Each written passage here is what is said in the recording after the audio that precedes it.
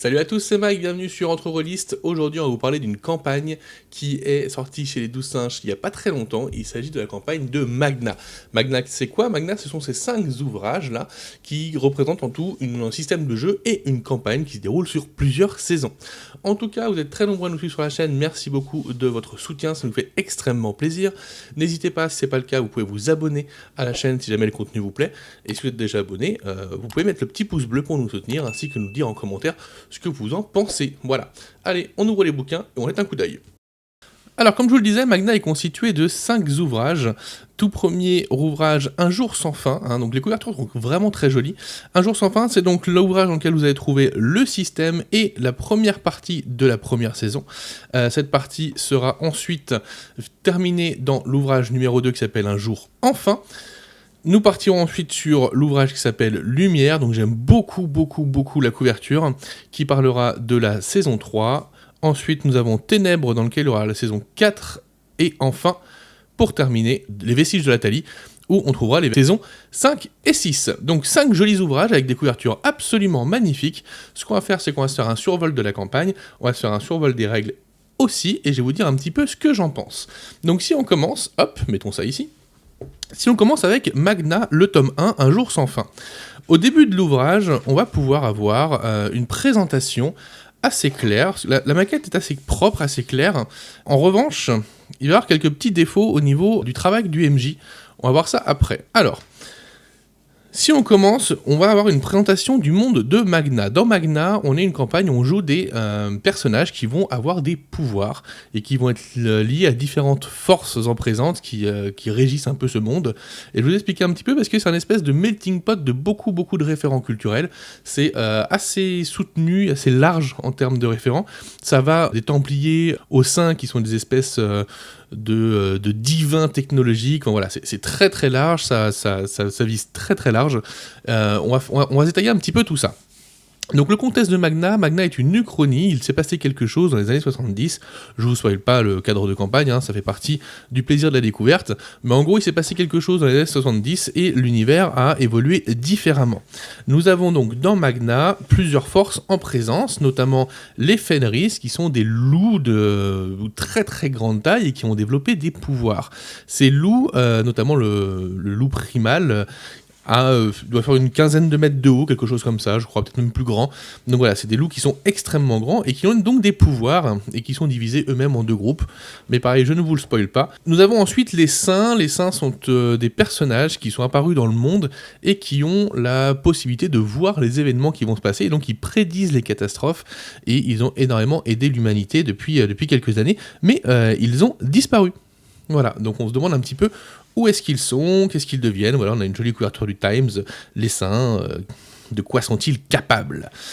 Ensuite, nous allons rentrer... Alors, vous voyez un petit peu la maquette et l'aspect graphique. La maquette est très claire, éparpillée sur 2 colonnes, comme ça. Nous avons pas mal d'illustrations qui sont, la plupart du temps, des photos qui ont été retouchées pour leur donner un aspect un peu comics. Mais nous avons aussi quelques illustrations qui sont plutôt jolies. Nous avons ensuite les Templiers qui, comme leur nom l'indique, est un mouvement, une société ancestrale qui est là pour protéger des artefacts et des choses d'un autre monde. Et enfin, nous avons le Paradème qui est une sorte d'univers parallèle, assez identique au nôtre en termes de décor, etc., sauf que le temps y est figé.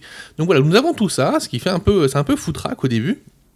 Mais tout ça va rentrer en résonance et en percussion pour une campagne qui va partir de très bas pour arriver très haut. On va être très clair. Sur cette campagne, on va commencer par jouer des personnages qui vont découvrir qu'ils ont des pouvoirs, qui vont découvrir qu'ils ont aussi une histoire dont ils n'ont pas forcément tous les souvenirs. Et au fur et à mesure de la campagne, on va aller vers des objectifs de plus en plus épiques, puisque à la fin, il s'agit quand même d'éviter l'apocalypse. Voilà, donc le mot est lâché. Nous arrivons ensuite à la partie création de personnages. Alors la création de personnages, elle est très claire. On va aller faire un petit tour sur, la fiche de personnage qui est ici. Donc on voit que dans Magna, on a plusieurs caractéristiques. Nous avons également les variables qui sont liées à ces caractéristiques, donc corps à corps, distance, réflexe, et nous avons aussi corps à corps, distance et réflexe avec une catégorie psy. Le psy, qui est une caractéristique ici qui est un petit peu qui est un petit peu orange, rosé, je ne sais pas trop quelle couleur c'est, est une caractéristique à part, puisque c'est elle qui va gérer les pouvoirs des joueurs. Donc en gros, nous avons tout ce lot de caractéristiques, il y en a beaucoup, ils ne sont pas tous efficaces de la même manière, donc il y en a qui sont plus utiles à prendre que d'autres, c'est toujours le problème d'avoir beaucoup de caractéristiques. Et ensuite, nous avons toute une liste de compétences, il y en a qu'on peut rajouter évidemment, et puis des connaissances, pilotage, artisanat, langue, pouvoir, c'est extrêmement important. Les joueurs vont développer des pouvoirs et qui vont avoir des rangs qu'on va pouvoir améliorer, etc. Donc voilà pour la fiche de personnage de Magna. Donc au niveau des règles, c'est très très simple. On va, lorsqu'on va faire un jet, ajouter une caractéristique et une compétence. Les caractéristiques et les compétences vont de 0 à 8, 0 étant quelqu'un de totalement inutile dans le domaine, 8 étant quelqu'un d'extrêmement fort, voire surhumain dans le domaine. On va donc ajouter la caractéristique et la compétence. Imaginons, je fais un test d'acrobatie, donc je vais faire par exemple un test d'habilité plus acrobatie, disons que j'ai 4 en habilité et que j'ai 6 en acrobatie puisque je suis quelqu'un d'assez souple et acrobate, et bien ça va faire 4 plus 6, 10, je vais lancer un dé de 20, et puis je vais essayer de faire en dessous ou égal, et si c'est le cas, c'est réussi. Tout simplement, c'est clair, c'est basique, c'est pas très compliqué à comprendre, ça va assez vite, il n'y a pas trop de soucis à ce niveau-là. Ensuite, on détaille un petit peu comment va fonctionner l'expérience, on gagne quelques points d'expérience qui vont nous permettre d'améliorer nos compétences ou nos pouvoirs. On nous explique ensuite comment fonctionnent les tests, c'est ce que je viens de vous expliquer, et ensuite nous arrivons à la gestion des pouvoirs. Alors, pour la gestion des pouvoirs, la première fois que les joueurs vont éveiller leurs pouvoirs, en fait, ils vont choisir quelque chose qu'ils font de surhumain. Par exemple, on va prendre l'exemple du livre, ce sera peut-être plus simple même. Je suis en train de fuir un groupe de personnes qui veut me tirer dessus, exemple un peu tout bête, et tout d'un coup, je me mets à courir de plus en plus vite, de plus en plus vite, de plus en plus vite, et tout de suite, pam, je deviens extrêmement rapide et j'arrive à les semer très facilement sans trop comprendre comment j'ai réussi à faire ça et ce qui m'est arrivé. Eh bien c'est très simple, une fois qu'on a fait ça, une fois que le joueur a fait ça, il a choisi son domaine de pouvoir, là en l'occurrence ça serait la vitesse. Une fois qu'on a choisi son domaine de pouvoir, on acquiert son premier pouvoir. Là, en l'occurrence, pour cette personne, ça serait la super vitesse ou la course rapide, ou appelons-le comme nous voulons. Une fois qu'il a son pouvoir, donc, il va être divisé en plusieurs choses. Par exemple, si on prend l'exemple de la vitesse, c'est la voie du déplacement, et non pas de la vitesse, du déplacement. Il a acquis le pouvoir fast. Il peut courir 45 mètres par tour pendant un tour avec une vitesse de -2. Donc là, ce sont des variables qui sont fixées avec le MJ pour avoir quelque chose d'équilibré, même s'il y a moyen de briser le jeu un petit peu à ce niveau-là. Il faudra que les MJ soient vigilants afin de ne pas avoir des pouvoirs qui dépassent le cadre de la campagne et qui du coup soient un peu trop forts ou un peu trop puissants. Donc son pouvoir fast 1, il a donc des caractéristiques chiffrées. 45 mètres par tour pendant un tour, puis -2 de vitesse par tour, donc une décélération. Quand il va gagner des niveaux, il va pouvoir l'améliorer. Par exemple, là, on voit qu'il a amélioré en Fast 2, où il a ajouté l'augmentation marathon. En gros, maintenant, il ne court plus 45 mètres par tour, mais 90 mètres par tour, pendant 2 tours, ou 45 mètres par tour pendant 6 tours. En gros, soit je fais un gros sprint en doublant ma vitesse, et ça dure que 2 tours, soit je garde ma vitesse de base de mon premier pouvoir, et ça dure 6 tours, donc beaucoup plus longtemps. Pourquoi ça s'appelle marathon? C'est un choix, un marathon, on aurait pu appeler ça autrement. Ensuite, il va mettre phase 3, contrôle 1. Il a le droit à 2 évitements, et ça augmente toujours, puisqu'il gagne en pouvoir, ça augmente toujours un petit peu les valeurs chiffrées, tout simplement. Mais, il peut aussi faire un autre choix, c'est-à-dire que je ne développe plus ma super vitesse, je vais développer ma technique de combat en super vitesse. Donc voilà, combat, Furious 1, il gagne plus 3 points d'initiative, de réflexe et de réflexe psy. Je deviens plus habile, plus etc.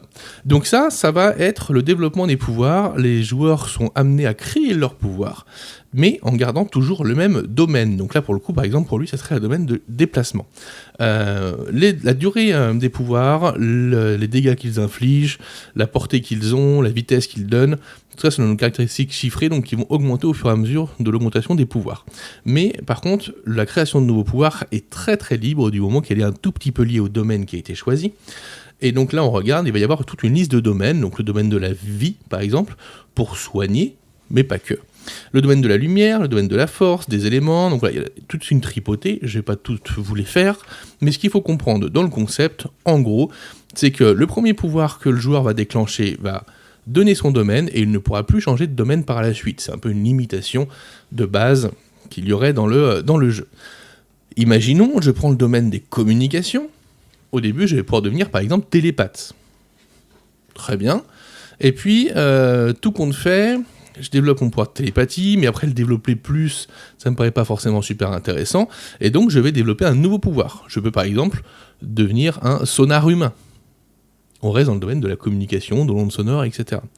Je peux aussi, par exemple, influencer les gens, en leur suggérant des choses, en leur murmurant à l'oreille, ou des choses comme ça. Donc voilà, le domaine de la communication, par exemple, c'est assez large. Si on prend par exemple le domaine de l'ombre, je me fonds dans les ombres pour me déplacer. Mais ça peut aussi être, j'arrive à créer un abri avec de l'ombre quand il fait trop chaud dans le désert. Peu importe, voilà. On est très très libre sur la création des pouvoirs. Ensuite, le combat, on va pas revenir dessus, c'est à peu près le même système que pour les jets standards. Il n'y a absolument rien de particulier sur cette partie-là. Vitalité et mentale, rien d'extraordinaire. Rentrons dans la présentation de la campagne. Donc les règles, vous l'avez vu, elles sont claires, elles sont simples. Comment se présente cette campagne ? Donc cette campagne, elle est en 5 saisons, comme je vous l'ai dit, ce qui fait que si vous voulez vous lancer dans Magna, vous n'avez juste à acheter que le premier ouvrage et le deuxième, pour avoir la fin de la saison 1, sinon vous n'aurez pas la fin. Et en achetant le premier ouvrage et le deuxième, vous avez les règles et la saison 1, comme ça vous voyez si ça vous plaît ou non.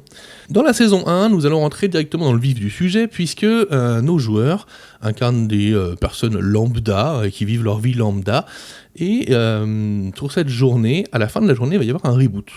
Elle va recommencer. Et ils vont garder le souvenir de cette journée. Donc on est dans une espèce de jour sans fin, le jour de la marmotte pour ceux qui ont la référence, et comme ils se rappellent de ce qui se passe, ils vont finir par développer ce pouvoir qu'ils ont de latent, et il va y avoir une espèce de course-poursuite à différents objectifs qui va les emmener à revivre la même journée indéfiniment pour pouvoir percer les mystères de cette enquête. Donc c'est une sorte de bac à sable sur la ville de Strasbourg où les joueurs vont être assez libres de faire ce qu'ils veulent. C'est un petit peu le souci aussi puisque, comme vous le voyez, l'écriture de la campagne, on a une campagne qui avance tout droit, qui vous dit si vos joueurs font ci, vous faites ça, si vos joueurs font ci, vous faites ça avance beaucoup, mais on a très peu de vision d'ensemble, ce qui pose problème. J'aurais bien aimé avoir un schéma ou une chronologie très précise de ce qui se passe pour pouvoir aiguiller les joueurs, etc. Quoi qu'il en soit, vous allez vite le comprendre, Magna est un jeu qui demande beaucoup de travail au MJ, beaucoup de travail de réécriture notamment, et beaucoup de travail de référencement et de mise en place. Nous avons une petite ville de la carte de Strasbourg, et nous avons ensuite des encarts de PNJ. C'est une vraie bonne chose pour cette campagne. Pour chaque PNJ que nous allons avoir, nous avons un encart avec leur physique, leur attitude, ce qu'ils savent et ce qu'ils peuvent dire. Donc ça va nous permettre, en un coup d'œil, d'avoir leurs statistiques et un petit peu tout ce dont on doit savoir quand on maîtrise la campagne sur chaque personnage qui vont intervenir. Par exemple, si je prends les hommes en noir, qui sont des personnages qu'on va apercevoir et qu'on va affronter au fur et à mesure de la saison 1, on a leur allure, leur attitude, ce qu'ils savent, ce qu'ils peuvent faire, leurs compétences de combat, leur profession, bon, ça évidemment, et aussi un petit encart, là par exemple ils ont une oreille de déplacement instantanée, intéressant à savoir, et c'est pareil pour tous les PNJ, donc ces encarts sont vraiment très très chouettes, ils permettent en un coup d'œil d'avoir toutes les données dont on a besoin sur son PNJ. Le seul souci c'est que il n'y a pas d'index pour les retrouver par la suite, et ça pose un vrai problème quand on va maîtriser la campagne, c'est que ce Latamen Newman, là, je l'ai ici, page 151 du livre 1. Mais ce Latamen Newman, je peux en avoir besoin dans le livre 2, voire peut-être même plus tard. Et quand j'en suis beaucoup plus tard, il va falloir que je me rappelle que Latamen Newman, c'est la page 151 du livre 1. Et comme on n'a aucun index nulle part, c'est très compliqué quand on a besoin de chercher une information dans la campagne de Magna. C'est très très difficile. C'est pour ça que le travail du MJ en amont est colossal. Il va falloir qu'il prenne des notes, qu'il se fasse des repères lui-même. C'est extrêmement important, comme nous avons peu de repères sur les différents événements qui se passent dans cette campagne. Si on va sur le sommaire, saison 1, journée type, première journée, deuxième journée, troisième journée, quatrième journée, cinquième journée. Ah d'accord, mais qu'est-ce qui se passe dans ces journées ? Par exemple, dans la saison 1 de Magna, il y a un bâtiment qui explose au milieu de Strasbourg, quelque chose d'extrêmement important dans le scénario. Où est-ce que je le retrouve ? Comment je le retrouve ? C'est assez compliqué de s'y retrouver. Donc voilà, c'est pas pour les MJ débutants, clairement. Il va falloir que le meneur soit expérimenté. Il va falloir que la meneuse sache où vont ses joueurs, comment mettre en place tous les éléments et comment les faire entrer en collision, comment orienter ses joueurs sans forcément les mettre sur des rails, etc. Il y a beaucoup de travail à fournir, mais en dehors de ça, la campagne est vraiment très chouette. En plus, le fait d'avoir une campagne un jour sans fin où le monde se reboot à chaque fin de journée ou à chaque moment de la journée, ça va changer au fur et à mesure, l'horaire de reboot, c'est très très chouette en fait, puisque les joueurs découvrent leurs pouvoirs, ils affrontent des gens qui ont des pouvoirs, et du coup il y a une sorte de catharsis où ils vont pouvoir se lâcher, ils vont pouvoir tout cramer, ils vont pouvoir tout faire péter, utiliser leurs pouvoirs comme ils le veulent. S'ils meurent, ce n'est pas grave, puisque quand la journée reboot, eh bien ils repartent à zéro. Donc en tout cas, cette première saison fonctionne vraiment très très bien. Là, on parle de la première partie de la première saison. La deuxième partie, elle est dans Un jour sans fin. Et ben non, elle est dans Un jour enfin. Avec... On a toujours des duels de couverture que je trouve vraiment vraiment très sympa, sincèrement. La couverture sont vraiment très chouettes. Et donc dans Un jour enfin, nous avons... Comme pour tous les ouvrages, vous allez le voir, la suite de la campagne, et nous avons généralement, dans la plupart des ouvrages, 1 ou 2 domaines en plus pour les pouvoirs, si vos joueurs veulent choisir leur pouvoir. On a un petit résumé de la première partie de la saison, et on a ce qui attend les personnages, mais de manière très succincte. C'est aussi, voilà, dans les critiques qu'on peut faire sur Magna, il y a donc ces encarts de PNJ qu'on retrouve pas, puisque même s'ils sont très bien faits, on a du mal à les retrouver, on a du mal à les chercher, puisqu'on à aucun moment on sait où ils sont situés. On a aussi un problème dans l'anticipation de ce qui se passe. Dans Magna, l'écriture, elle est linéaire. On va directement à l'objectif. D'ailleurs, il n'y a pas vraiment de forme sur le texte. C'est quelque chose de très brut, de très clair. Donc c'est très pratique pour le lire, ça va très vite. Par contre, si le MJ veut mettre un peu de corps à tout ça, il va falloir qu'il aille lui-même chercher des éléments de la fin de saison pour les intégrer au début, pour faire un peu de lien, voire même aller chercher des éléments des saisons plus lointaines afin d'intégrer ces éléments dans la saison 1, si jamais il décide d'aller plus loin. Et ça, ce n'est pas forcément fait de base. Il y a évidemment quelques liens, mais ça pourrait être mieux fait, et donc le MJ va lui-même participer à ça. En dehors de ça, donc on a une saison 1 qui se tient très très bien. Au bout d'un moment, évidemment, cette journée va arrêter de se rebooter, les joueurs vont trouver l'origine de tout ça, et là, la tension va monter, puisque pour le coup, on n'a plus de filet là. Si on crame tout, les gens vont mourir, et si nous on meurt, eh bien on va mourir. Voilà. Il faut savoir que la création de personnages est libre, les joueurs créent leurs personnages pour cette campagne. Par contre, le MJ a des modules à disposition pour pouvoir indiquer comment ils ont obtenu leur pouvoir, et à quel clan ils appartiennent, tout ça. C'est plutôt une bonne idée sur le papier, ces modules. Il y a différents modules dans la campagne que le MJ va pouvoir mettre sur les personnages des joueurs, choisir à qui ils conviennent le mieux, etc. Donc c'est très bien, ça reste très malléable. Par contre, il faut que les joueurs, dès le début, acceptent que leur personnage a une partie de son background qui n'est pas décidée par eux et qu'ils découvriront au fur et à mesure, mais ça fait un peu partie du sel de la campagne, évidemment. On va passer assez rapidement sur la fin de la saison 1, puisque nous sommes sur une ville de Strasbourg qui va poser problème, on va avoir une vision post-apocalyptique de ce qui se passe. Je vous spoil un tout petit peu, vraiment un tout petit peu la saison 1, je spoilerai pas les autres, je vous en parlerai très largement. Mais en gros, on va finir par partir à l'étranger, puisqu'on va partir de mémoire en Irlande. On va découvrir des panoramas assez magnifiques. Et puis, on va réussir à résoudre le problème. Donc ça, c'est la première saison. Sincèrement, si vous faites les 5 saisons de Magna, vous pouvez compter sur une bonne année, je pense, de jeu de rôle. On n'est pas sur une toute petite campagne, on n'est pas sur quelque chose de popcorn, non. On est sur quelque chose qui a demandé un investissement massif du meneur de jeu. Il va falloir un investissement des joueurs, c'est une campagne qui va être longue, c'est une campagne qui va être prenante, c'est une campagne qui, comme je vous le disais tout à l'heure, commence d'assez bas et qui va monter très très haut et très fort. À la fin de la saison 5, les enjeux sont absolument terribles. Il va falloir réussir à contrer des choses extrêmement puissantes et notamment essayer d'éviter l'apocalypse. En dehors de ça, qu'est-ce que j'en pense un petit peu de ce Magna ? Eh bien, le jeu a l'air très sympathique. Je ne l'ai pas fait jouer, évidemment, donc c'est toujours un retour sans forcément avoir la vision du jeu. Mais en tout cas, la campagne est très chouette. La campagne se lit bien, elle progresse bien. Il y a des vrais enjeux qui s'en ressortent. Il y a des PNJ assez forts qui sont dans cette campagne. Les différentes forces en présence vont avancer, se confronter, s'allier, se retourner les unes contre les autres. On va arriver à quelque chose d'assez mouvant. On n'a pas l'impression d'être dans un univers qui est trop figé. Les joueurs vont découvrir en plus au fur et à mesure pas mal d'éléments en même temps que l'histoire les met en valeur. Donc pour le coup, on a quelque chose de sacrément chouette. Après, en termes de fond, il ne faut pas chercher non plus à avoir des thèmes extrêmement puissants. On est sur quelque chose qui est au croisement entre Supernatural et le Da Vinci Code, quoi. Ça va pas aller chercher des thèmes très sombres, etc., même s'il y a certaines parties de scénario qui montrent ou qui mettent en avant des choses assez fortes. Le propos de la campagne n'est pas de faire réfléchir les joueurs ou de créer des scènes de RP absolument sensationnelles. Non, on est là pour avoir une campagne extrêmement efficace, extrêmement dynamique et un peu pulp action, film d'action. Et ça marche très très bien, sachant que les joueurs vont également monter en puissance de manière assez colossale. Et comme je vous le disais, à la fin, le but, c'est quand même d'arrêter l'apocalypse. Donc là, on voit les livres 3 et 4 avec les saisons 3 et 5, je crois, enfin 3 à 4, c'est ça, les saisons 3 et 4, et dans le dernier livre qui s'appelle Les Vestiges d'Athalie, qu'on ouvrira très très peu, parce que je n'ai pas envie de spoiler, nous avons les saisons 5 et 6, et là pour le coup, il y a tous les enjeux de la campagne qui explosent au moment de ces saisons-là. Toutes les questions que les joueurs pouvaient se poser auront une réponse, et ça c'est un vrai point fort, et là où on commence assez terre à terre avec une équipe de X-Men du pauvre, on arrive dans des choses où on est dans de la science-fiction et dans le multivers, etc., etc.